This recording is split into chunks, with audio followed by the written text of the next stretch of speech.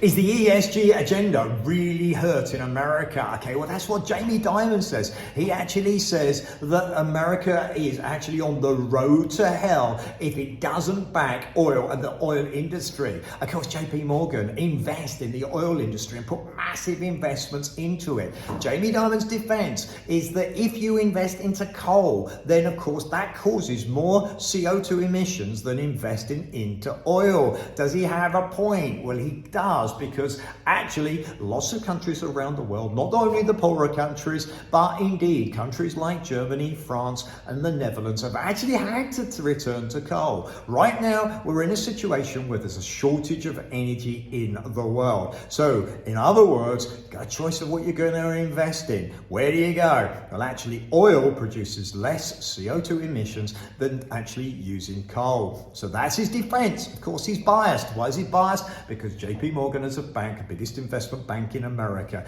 that's where they're investing their money. Okay, so he'll be attacked for saying it's because of his investments and he wants to back that oil industry even more. Of course, he has. It's a debate and people will see whether he's right or whether he's wrong. The reality is that in order to go forward, the world's warming up. There's no question about it. CO2 emissions are going up, and I know people are going conspiracy theory, but that's the fact. Like, the reality is, scientists will tell you that actually CO2 emissions are going up, and that's not good for the planet. Something needs to be done. So the reality is that there needs to be incentives for countries to invest in clean energy to make sure that we actually reduce those CO2 emissions and actually we get back on the ESG agenda. Is ESG agenda bad for America? Okay, no. It's short term. Reality is, yep, makes it tougher. But sometimes you've got to take some short-term pain to get some long-term gain.